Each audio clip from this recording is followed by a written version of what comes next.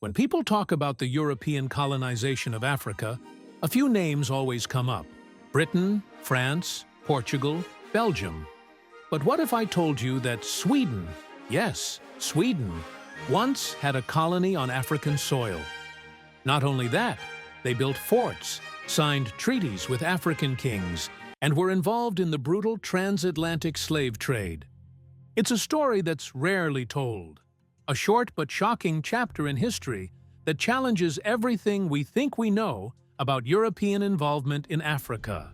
This is the forgotten story of Sweden's African colony, the Swedish Gold Coast. In the mid-1600s, Sweden was not the peaceful, neutral country we know today.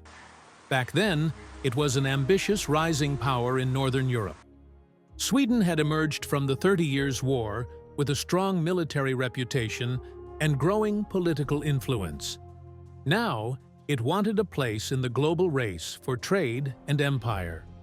Like other European nations, Sweden was attracted by the riches of West Africa: gold, ivory, and tragically enslaved Africans. To pursue these opportunities, the Swedish Africa Company was established in 1649, backed by the Swedish monarchy and wealthy Dutch Walloon merchants, especially a man named Louis de Geer. He and his son Lorenz were key players in launching Sweden's colonial adventure. Their goal was simple: build forts, trade goods, and make Sweden a player in the Atlantic economy. And so, in 1650, a Swedish expedition set sail for the Gulf of Guinea, in what is now modern-day Ghana. Leading the expedition was Hendrik Karloff, a seasoned trader and former official of the Dutch West India Company.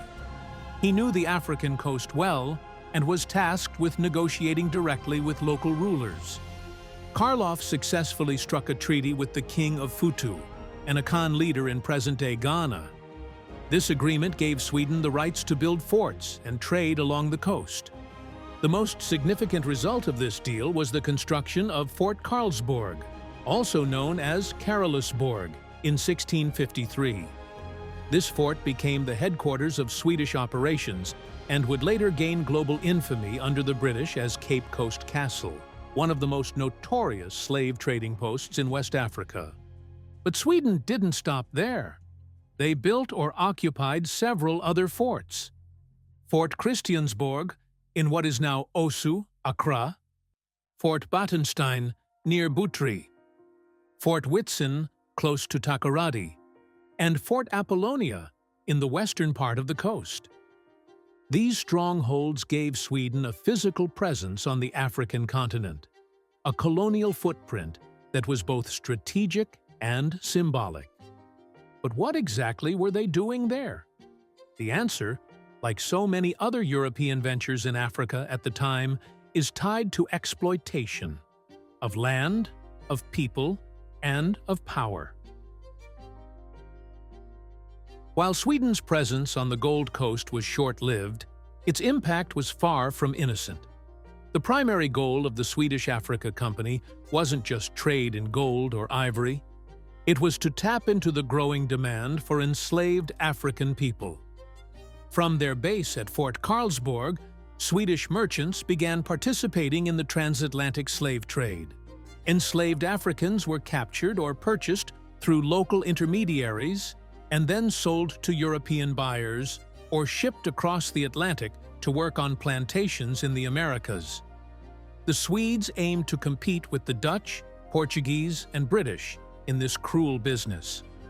Sweden's involvement in slavery during this period is often overlooked in global discussions, but it was very real. While their overall numbers were smaller compared to major colonial powers, the intent was the same: profit through human suffering. The Swedish forts, especially Fort Karlsborg, were designed with dungeons and holding cells, the same horrifying architecture used by other European powers to imprison enslaved Africans before they were loaded onto ships. Some of these forts would later be used by the British for the very same purpose, long after Swedish control had ended. This period marks a dark chapter in Sweden's history, one that links the country directly to the violence and exploitation of the slave trade. Sweden's grip on its African colony was shaky from the very beginning. It was surrounded by rivals, the Danes, the Dutch, the Portuguese, all competing for control of the lucrative West African coastline. In 1658, just 5 years after Fort Karlsborg was completed, Denmark launched a surprise attack and seized the fort. Henrik Karloff, the same man who had originally helped Sweden establish the colony, shockingly defected and assisted the Danes in taking control. Then, in a confusing twist, the Dutch entered the picture. In 1659, a corrupt Swedish official illegally sold parts of the colony to the Dutch West India Company, which led to Dutch occupation. Local African leaders, seeing the instability and betrayal, resisted the foreign interference. In 1660, the King of Futu, the same Akan ruler who had first signed a treaty with Sweden, invited the Swedes back, hoping they would restore order. Sweden briefly regained control, but it was too little, too late. By 1663, the Dutch launched a final assault and captured Fort Karlsborg along with other key forts. Sweden's colonial experiment in Africa came to a sudden end. And just a few years later, in the Treaty of Breda in 1667, Sweden formally gave up any claim to its West African territory. What started as an ambitious attempt to join the ranks of global empires ended in betrayal, conflict, and failure. Even after losing its only African colony, Sweden didn't completely abandon its colonial dreams. In the early 1700s, a new opportunity emerged, not in West Africa, but thousands of miles away on the island of Madagascar.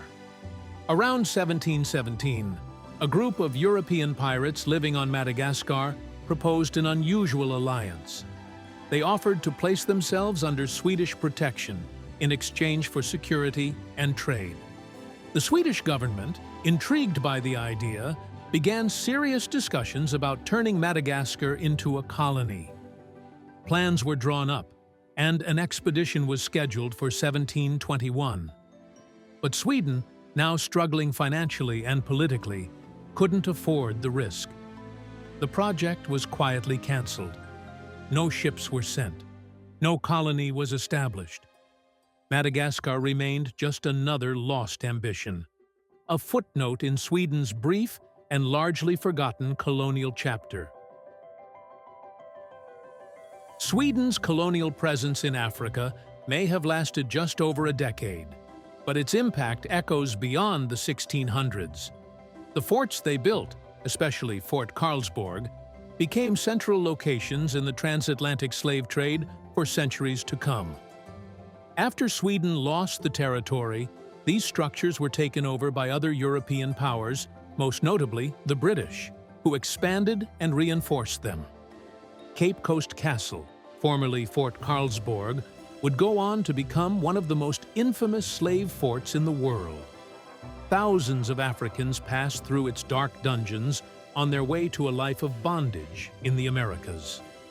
Today, it stands as a stark reminder of a horrific past, visited by people from around the world seeking to understand the brutal realities of slavery.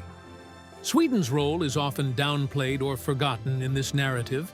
Because they didn't build a vast empire, their involvement is frequently left out of mainstream history books. But the truth is, Sweden was there, building forts, signing treaties, trading goods, and participating in the slave trade, even if only for a short time. Their story is a reminder that colonialism wasn't just the domain of the biggest powers. Even smaller nations played their part in carving up the African continent and exploiting its people. So why should we care about a small colony that existed for barely a decade more than 350 years ago?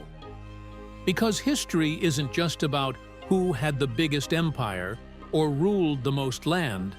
It's also about who participated, who profited, and who contributed to systems of oppression, even if they later stepped away from the global stage. Sweden's colonial past may not be as well known as Britain's or France's, but that doesn't make it any less real. This history forces us to rethink our assumptions about which countries were involved in Africa's exploitation.